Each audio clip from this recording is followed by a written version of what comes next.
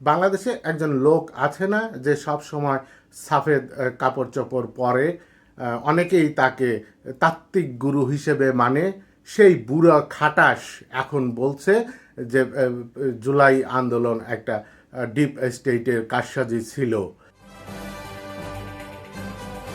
তিনি বলছেন যে বাংলাদেশের সাম্প্রতিক রাজনৈতিক পরিবর্তনের পেছনে মার্কিন ভূ রাজনৈতিক স্বার্থ একটা গুরুত্বপূর্ণ বিষয় হিসেবে বিবেচিত হতে পারে। তিনি সরাসরি অভিযোগ করেছেন যে শেখ হাসিনা ক্ষমতায় থাকলে বাংলাদেশে যে যুক্তরাষ্ট্রের মাতব্বরি করা, বাংলাদেশের রাজনীতি যে যুক্তরাষ্ট্র নিয়ন্ত্রণ করতে চায় তা প্রতিষ্ঠা করা কঠিন হতো। ওই খাটাসের দাবি, এ কারণেই মার্কিন প্রশাসন অত্যন্ত পরিকল্পিতভাবে শেখ হাসিনার সরকারকে ক্ষমতাচ্যুত করার একটা নীল নকশা বাস্তবায়ন করেছে। আরে খাটাস, এই কথা কি এতদিন পরে এখন তোমার বলার কি দরকার রে ভাই? এই কথা অনেক আগেই এদেশের মানুষ জেনে গিয়েছে। আর শেখ হাসিনা তো অনেক আগে থেকেই বলছিল যে সেন্ট মার্টিন দিয়ে দিলে আমি ক্ষমতায় থাকতে পারবো। এইসব কিন্তু এই দেশের মানুষ জানে অনেক আগে থেকে। এখন নতুন করে কিছু বলার নাই, তোমারও বলার দরকার নাই। তোমাকে কিন্তু আজ হোক কাল হোক এইসবের মুখোমুখি দাঁড়াতেই হবে। সেই খাটাস বলছেন যে শেখ হাসিনা পতনের পর বাংলাদেশের রাজনৈতিক ও কূটনৈতিক পরিসরে যুক্তরাষ্ট্রের প্রভাব উল্লেখযোগ্য হারে বৃদ্ধি পেয়েছে। তা তো আমরা দেখতেই পাচ্ছি যে তেল কিনতে হলেও যুক্তরাষ্ট্রের অনুমতি লাগে। তারপরে বাংলাদেশ সরকার তার কি কি কিনলো না কিনলো সেই ক্রয়ের মানে তালিকাও প্রকাশ করার জন্য যুক্তরাষ্ট্র চাপ দিচ্ছে। এবার বুঝেন যে বাংলাদেশকে কোন অবস্থায় নিয়ে গেছে। দেশে বিদ্যুতের সংকট, গ্যাসের সংকট, মানে এইগুলি তো তোমরাই করেছো ভাই, তোমরাই এগুলির জন্য দায়ী। এর এর দায়ভার তোমাদেরকেই নিতে হবে।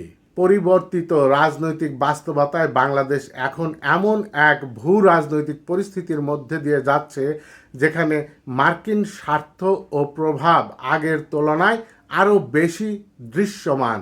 বিশেষ করে দক্ষিণ এশিয়ায় কৌশলগত অবস্থান, বঙ্গোপসাগর এবং আঞ্চলিক শক্তির ভারসাম্যের কারণে বাংলাদেশ যুক্তরাষ্ট্রের কাছে গুরুত্বপূর্ণ হয়ে উঠেছে।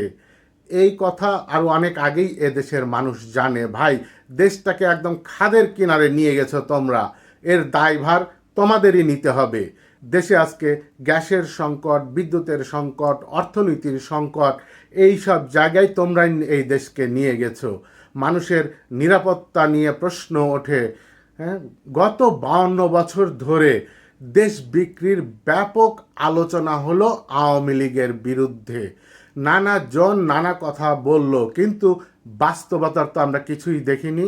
কেউ কেউ বলছেন যে গত 17 বছরে দেশকে টুকরো টুকরো করে বিক্রি করে দেওয়া হয়েছে বা আওয়ামী লীগ বিক্রি করে দিয়েছে। যদিও আওয়ামী লীগ সরকারের সময়ই ছিটমহল বিনিময়ের মাধ্যমে বাংলাদেশের ভূখণ্ড বেড়েছে। আর গত 2 বছর অন্তর্বর্তী সরকার ক্ষমতায় থেকে যখন দেশটাকে চড়া মূল্যে বিক্রি করে দিল, এখন তেল, সাবান, সোটা কিনতেও যুক্তরাষ্ট্রের অনুমতি লাগে। এখন আর এই নিয়ে কোনো আলোচনা নেই, আলোচনার প্রয়োজনও পড়ে না।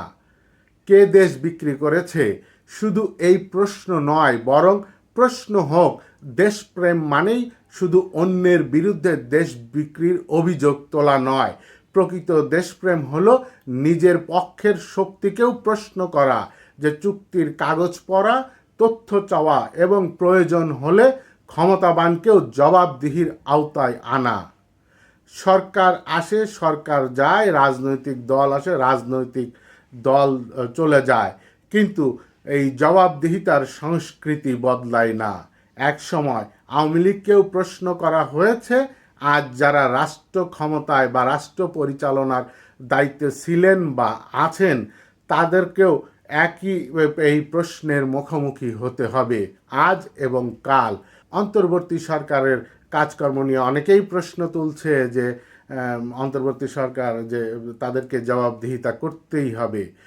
যে প্রায় হাম এবং হামের উপসর্গ নিয়ে প্রায় 800 ছুঁই ছুঁই বাচ্চা মারা গেল, এর দায়ভার কি অন্তর্বর্তী সরকার নেবে না? তাদেরকে এই প্রশ্নের জবাব দিতে হবে না? আপনি কি বলেন?